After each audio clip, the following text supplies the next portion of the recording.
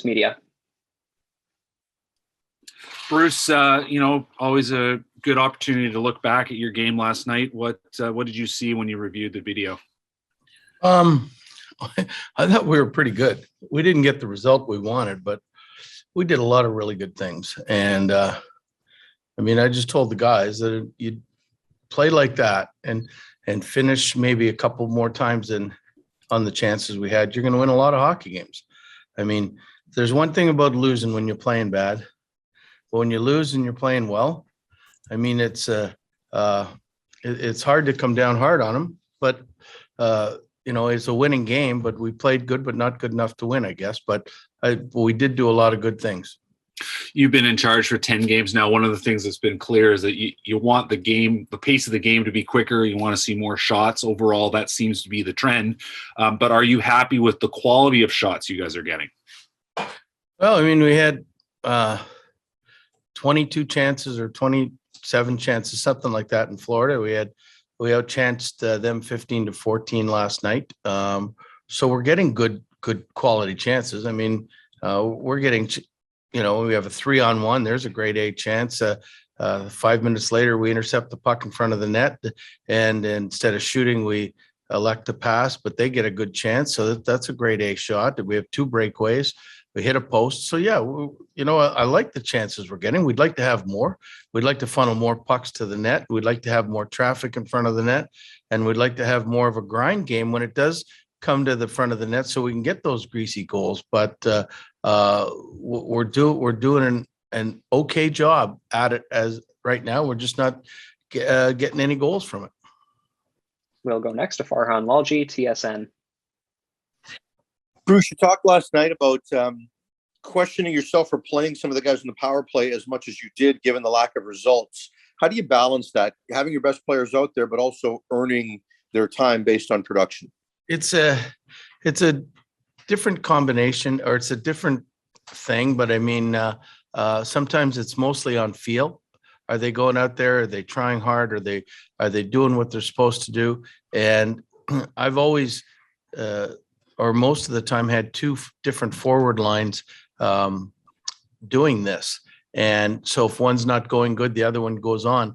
We've sort of loaded up the one unit, and they're playing 1 minute and 30, and we'll find ways to balance that out, either by changing the units or making sure that they get off the ice quicker. But I just thought in last night's, the 4th power play, I thought maybe I should have started the other unit, and the first unit would have got the secondary penalty killers, and it might have worked out better. But I think coaches second guess themselves all the time when things don't work.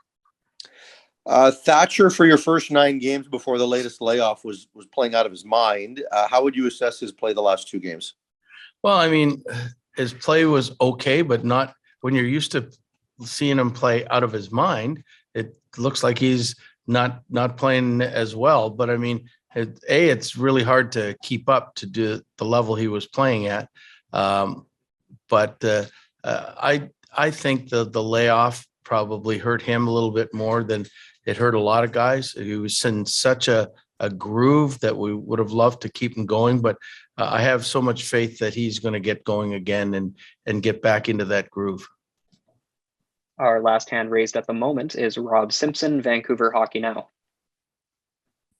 Hey, Gabby, does that mean it changes your approach to the weekend and the split? Do you maybe stick Yarrow in first to mix it up, or you're going to wait and see? Well, I mean, we're going to do something. I don't know if that's the case. I mean, the plan is for both of them to play one of the games.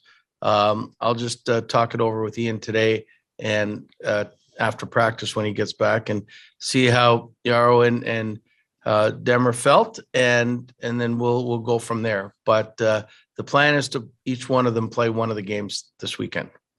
And that power play, was that a focus of the practice today? No, because we gave a couple players, I wanted them to take this day off, meaning like Quinn Hughes played 27 plus minutes last night. He's not a big guy. And with 2 games coming back in a row, back to back, and then 3 in the next 4, I didn't want him practicing as well. So it's hard to practice the power play without your main guy. But I mean, we've got to. They know what they're supposed to do. It's not going to take much to move a couple people around into spots and still do what we want them to do. We'll circle back to Patrick Johnston for one more.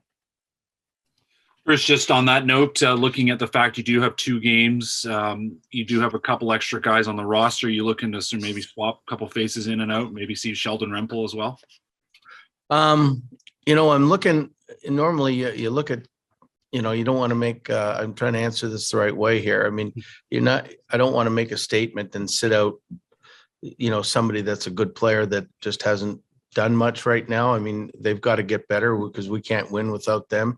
But I mean, and quite frankly, the bottom 6 have been our best forwards as of the last couple of games. And so, I mean, it would be a non-reward. If I took them out, it wouldn't be a good idea. We're thinking maybe making one change on defense, at least for the weekend. We'll probably go through 7 defense, and we'll, as to which one Burrows plays and which one Hunt plays, I'm not sure yet, but we'll probably use both of them.